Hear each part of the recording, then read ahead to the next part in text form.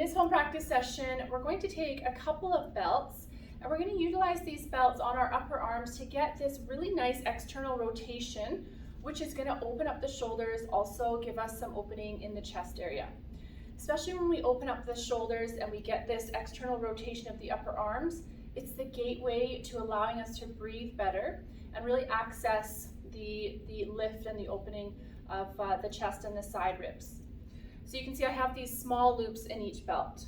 You're going to place the belt on each bicep, about middle of the bicep, and then pull it snugly so that when you start to pull, you feel that this external rotation is coming. So the belt buckles are going towards the inner arm to start, and the tails are coming towards the center of the body. Then you slide the buckles towards the outer arm.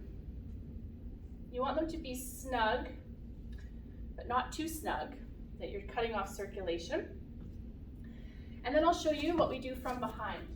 So you're going to take the belts and cross them at the back, and then start to walk up the belt towards the middle back.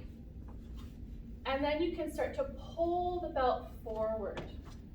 And as you pull the belt forward, the belt will give the feeling of the upper arms rolling out, and also starts to move the upper arms backwards, and then you can lift the chest. So you imagine as though you had a string on your sternum, and someone's lifting that string upwards. Draw the pubis up towards the navel, and you can lengthen the tailbone down.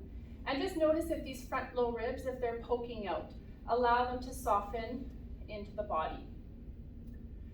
So you can stay like that for a few moments. It's kind of nice to do throughout the day to get a bit of opening in the shoulders and the chest. You could also start experimenting and taking it into some of your other asanas. Happy practicing, and namaste.